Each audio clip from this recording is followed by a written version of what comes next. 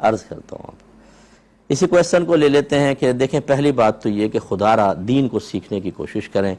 شوہر پر بیوی کو الگ رہائش فراہم کرنا واجب ہوتا ہے، اور الگ رہائش کا یہ تصور ہوتا ہے کہ مثال کے طور پہ کوئی الگ گھر ہی نہیں، اگر ایک کمرہ وہ شوہر اس کو دے دیتا ہے جس میں عورت اندر سے کنڈی لگائے اور جب باہر جانے لگے تو تالا لگا کے جا سکے، اپنے پرائیویسی کی حفاظت کر سکے، تو یہ الگ رہائش کا تصور ہے.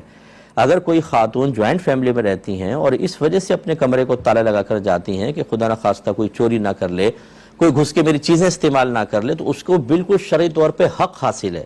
اس پہ کون سا شور مچانے کی ضرورت تھی کہ کیوں تالے لگا کر گئیں؟ اور پھر یہ کہہ رہا کہ ہم پہ شبہ ہے تمہیں کہ ہم چوری کریں گے. بھئی ضروری ہے کہ کوئی تالے لگا کر جائے تو چوری کا شبہ ہوتا ہے؟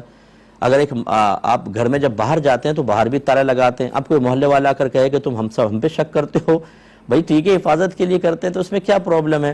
تو اس میں تالے لگانے میں کوئی حرج نہیں تھا. لیکن اب یہ ہوا کہ انہوں نے جب آپ سے پوچھا تو آپ نے یہ غلط کیا. آپ کہتی ٹھیک ہے میں تالے لگا کر گئی ہوں، مجھے شریعت حق دیتی ہے، اور اگر شریعت کا آپ کو نہیں پتا تھا تو آپ کہتی ہاں میں نے تالا لگایا. جو جھگڑا ہوتا تو دیکھا جاتا.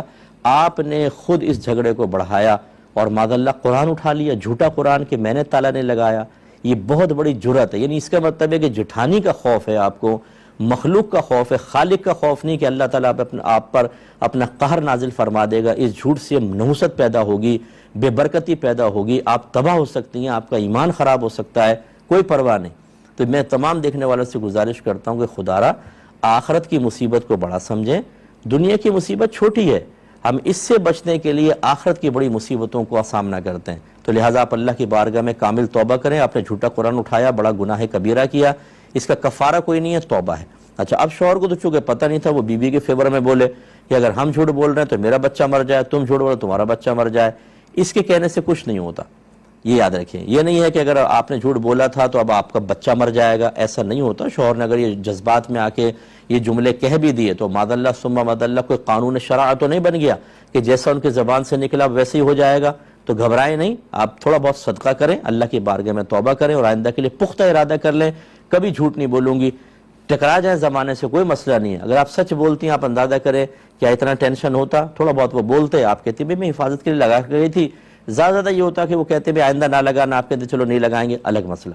لیکن آپ نے کس قدر اپنے آپ کو پھنسا لیا، شوہر کو بھی انوالو کر لیا، قرآن پاک بھی اٹھا لیا. یہ عورتوں کی، مجھے بہن ناراض مت ہوئیے گا، عورتوں کی سمجھ میں نہیں آتی کہ بیچاری اپنی اس ننھی سی عقل کو استعمال کر کے کس قدر خراب کام کر لیتی ہیں. ایسا نہ کریں. اچھا اس پہ بھی ناراض نہ ہو کہ یہ ننھی سی عقل، ہر بہن کی عقل ننھی سی نہیں ہوتی ہے.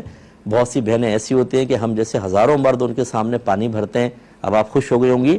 مراد کہنے کا یہ ہے کہ ہماری بہنیں جو سرکار صلی اللہ علیہ وسلم نے عورتوں کو ناقصات العقل قرار دیا کہ یہ عقل کے قصور اور کمی ان کے ساتھ ہے، وہ کیوں فرمایا؟ ایسا نہیں کہ ان کی عقلیں کم ہیں، اس لیے کہ اکثر ان کا باطنی کیفیات، جذبات، ان کی فیلنگز، ان کے احساسات عقل کو مغلوب کر دیتے ہیں، عقل پہ غالب آتے ہیں اور یہ اس کیفیت کے تابع ہو کر عمل کرتی ہیں. جیسے ہماری بہن نے مظاہرہ کر کے بتایا کہ کیفیت خوف کی پیدا ہوئی تو پرواہ نہیں کی. پھر عقل تو یہ کہے گی جھوٹ مت بولو، آخرت برباد ہو جائے گی. جھوٹ کو، عقل کو دبایا اور کیفیت کے تابع ہو کے جھوٹ بول دیا. اب پچھتا رہی ہیں. تو اس سے آئندہ اجتناب کریں. کالر ہمارے ساتھ